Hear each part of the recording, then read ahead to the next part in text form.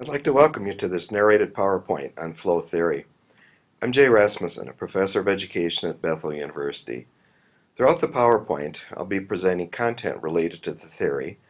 We'll also be interjecting some questions to help you consider how the theory relates to your life as a teacher. I'm basing this narrated PowerPoint on 5 essential questions, or EQs as I like to call them. By the end of your interaction with this presentation, you should have a fairly good idea about the answer to each of these questions. Question number 1 will help us better understand the how and by whom of flow theory. Question 2 will be looking at exactly what is the theory. In all likelihood, it's not something you've interacted with much before. Question 3 will be looking at if the flow theory rings true with your life, also with your teaching experience. And then we'll be looking at the obstacles to flow. These obviously are something that you would like to remove as a teacher for your students. And we'll finish off then by looking at how you can become even more of a flow teacher. This gentleman is the originator of flow theory. He's a Hungarian psychology professor, and I've included the phonetic spelling of his name at the bottom of the screen. I'll be referring to him as Mihai. He's in his mid-70s now, and it's interesting to note that he's still actively engaged in research and teaching. You can listen to him speak in numerous YouTube videos.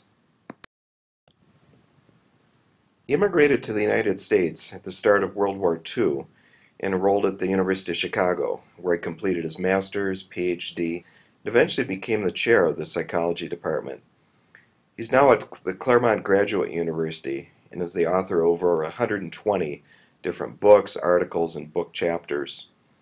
His work has really spread worldwide, especially into Canada, Germany, Italy, Japan, Australia. And in addition to the United States, extensive work is being done on his theory at the University of Milan.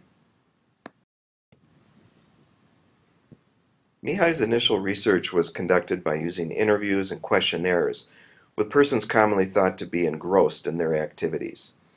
This group of individuals included artists, scientists, musicians, athletes, authors, dancers. Then Mihai developed the experience sampling method to achieve greater precision in his work. This research involved participants wearing an electronic device for a week. This device signaled participants 8 times a day that they were to complete a form asking questions about what they were doing and how they felt about those activities. Mihai then proceeded to analyze the data to determine what components were most associated with flow.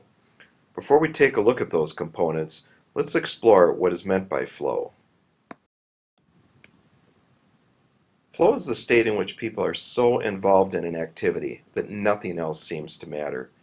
The experience itself is so enjoyable that people will do it, even at great cost, simply for the sheer sake of doing it. Interestingly, Mihai found that flow was described in an almost identical way between men and women, old and young, rich and poor, and regardless of cultural differences. Mihai has also described flow with the words optimal experience.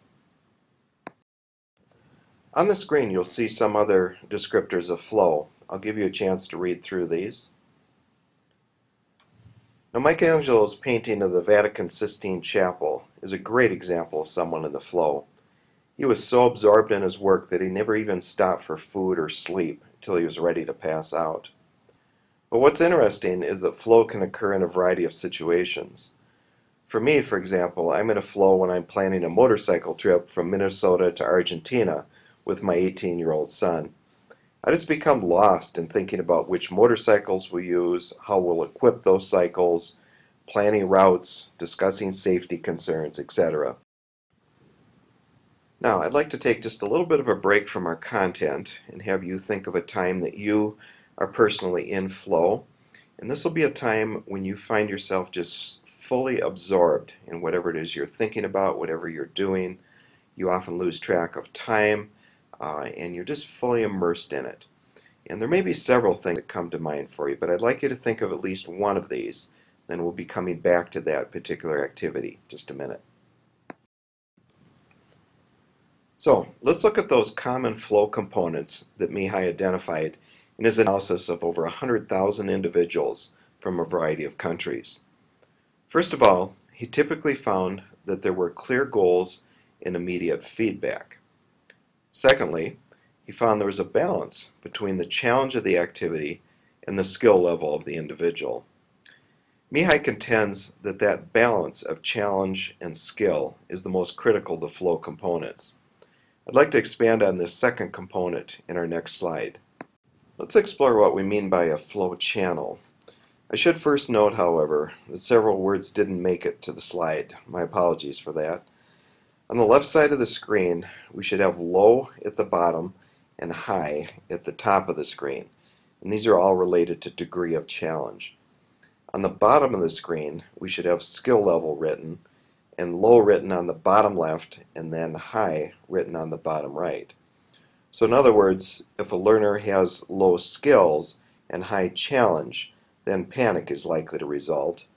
And if a learner has low ability and high skills, then boredom is a likely result. The goal is that the degree of challenge will be appropriately metered to the skill level, and the learner stays in what Mihai calls the flow channel. As the skill level increases, then the degree of challenge must increase as well. The reality, however, is that most learners are constantly moving around in this model, and it's a challenge to keep the learner in the flow channel. There's always a dance between increasing and moderating challenges. Mihai does say, however, that a bit too difficult is better than a bit too easy. Some interesting research in 2006 did show that in boring experiences, when there's higher skill than challenge, learners did report higher levels of happiness. But an interesting finding to note is that they weren't necessarily proud of such easy accomplishments.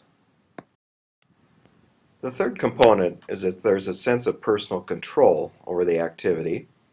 And the fourth component is that there's generally an activity that requires total concentration, so one becomes deeply and effortlessly involved in it. I do think it's important to note, however, that not all four components are necessary for flow to occur. Typically, at least 3 of the 4 are present, however. Let's look at all 4 components together now and consider an extremely common flow activity for children, teens, adults. I'm thinking of gaming, or the playing of video games. Let's look at how all 4 components are in place. When someone is gaming, first of all, there are clear goals and immediate feedback. The individual wants to get points, to win, or in some cases to shoot others. There's also a balance between the challenge of the activity and the skill level of the individual. In most gaming situations, the goal of the participant is to advance to the next level. And there's also a sense of personal control over the outcome of the activity. In video games, the participant actually holds controllers, and they shape the course of the gaming experience. And then there's certainly an activity that requires total concentration, so one becomes deeply, effortlessly involved in it. Truly, the success of gaming is based on the inclusion of all 4 flow components. Now, I'd like you to think about which components are in place for the flow activity you identified earlier. But first, however, let me give an example from my life. To do this, let's advance to the next slide. Coaching is a flow activity for me. For 4 years, I coached my son's traveling basketball team and my daughter's traveling basketball team. And when I was in a game situation, there really were clear goals and immediate feedback. I was hoping to win the game, obviously. I wanted to see my players develop, wanted to work on improving our offense, whatever defensive aspects we had been working on in practice. And there was certainly a balance between the challenge of the activity and the skill level of the individual. We often played against excellent teams, and it took all of my ability to keep us competitive as we competed in various tournaments. And then there was a sense of personal control over the outcome of the activity. I continually had to make decisions about offensive plays, what defensive schemes we might be using as well. And then the game or the practice session itself really served as the activity. Now, I'd like you to leave this slide up on the screen and then think back to that flow activity you identified earlier. But I'd like you to think about it now in light of those 4 components, that we have on the screen. Flow can happen during almost any type of activity, but one can't force oneself to enter flow or even to fully predict when that will happen.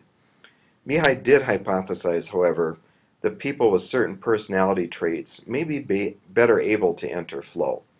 Those traits include curiosity, persistence, low self-centeredness, the ability to set and pursue goals, and a high rate of performing activities for intrinsic reward only. The type of upbringing does make a difference also. Individuals that grow up in environments that provide optimal challenges that support their autonomy and give feedback on competence in a secure relational base tend to be able to more set and pursue goals. And this is what Mihai called an autotelic personality.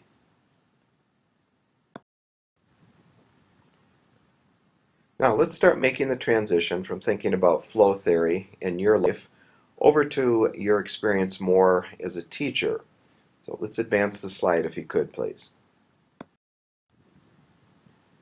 Your task now is to think about a lesson that you've recently taught that you were particularly proud of, maybe one that your mom would have been proud of as well too.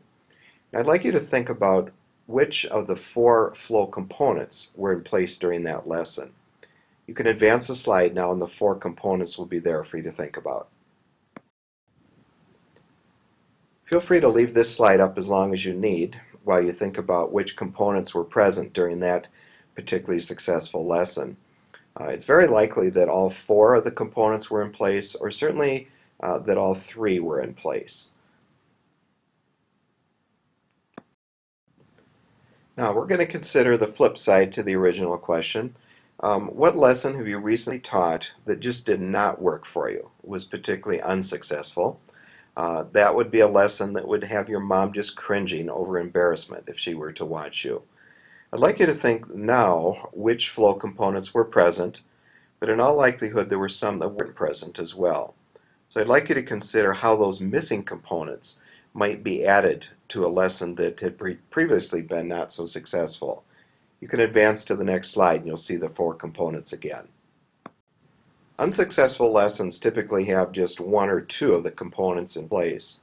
So I would encourage you as you plan to think about incorporating all 4 components in your plans. And if you do teach a lesson that doesn't work particularly well, I think it's important right after that lesson to consider which of these components were in place and not in place, and then make note to yourself how you might alter that lesson so it can be more successful the next time you teach it. When I do my actual planning for an individual lesson, sometimes I take a magic marker or a highlighter, and as I'm doing my planning, I think about each of the 4 components too. So in advance of the teaching experience, I've really tried to incorporate all 4 of those for that learning experience for the students. Mihai's research does substantiate the following 3 benefits of individuals being in a flow. First of all, intense feelings of enjoyment and satisfaction. Secondly, strong documented correlation with performance enhancement. In other words, through full engagement, one does become much better at the knowledge and skills associated with the flow activity. And then third, increased self-confidence that allows development of skills and personal growth.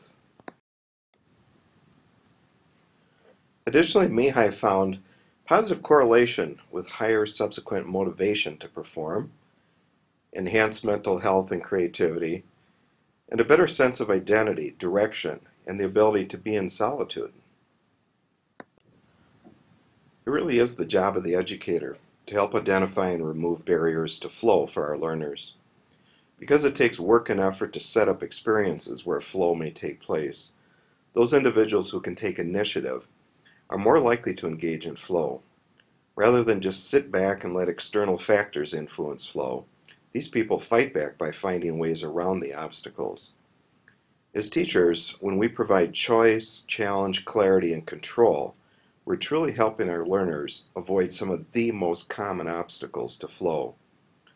Also, by providing learner-centered versus teacher-centered instruction, lecture for example, it's the student who becomes the expert versus us as the teacher.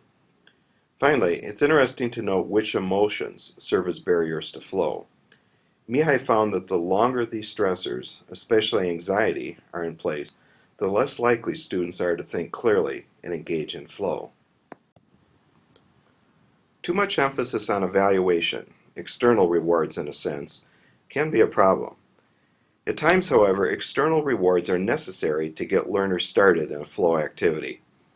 Once the activity itself begins to provide feedback, then intrinsic motivation plays a much bigger role. In other words, extrinsic rewards aren't necessarily all bad. They just need to be used sparingly. Anami and alienation both refer to two aspects of classroom management. Anami is basically poor classroom management and lack of order. Alienation occurs when the classroom environment is too strict, and then students view the rules and structure as meaningless.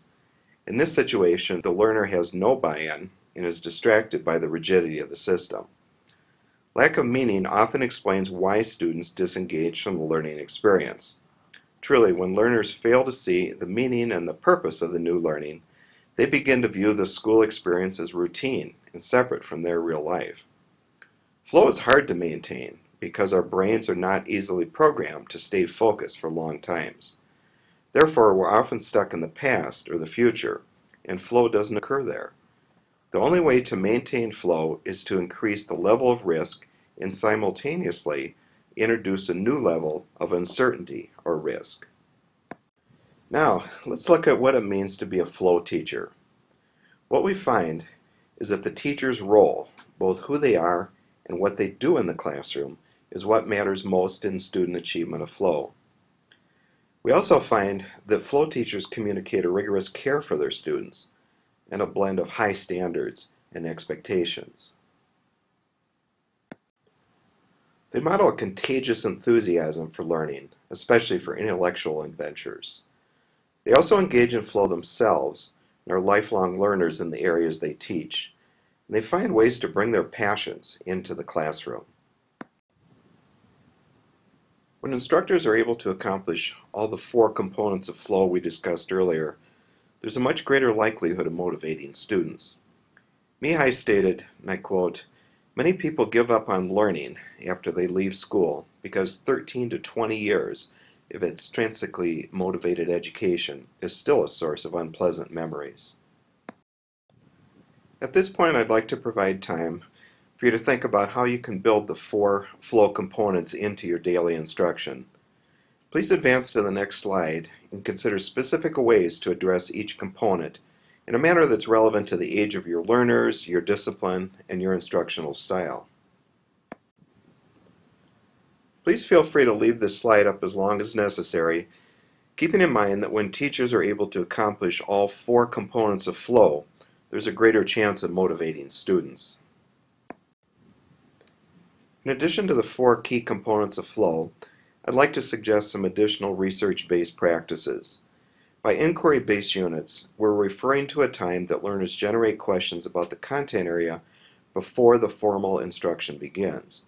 If done well, these essential questions, and perhaps some that you introduce as the instructor, provide structure and motivation for learners during their investigation of the content.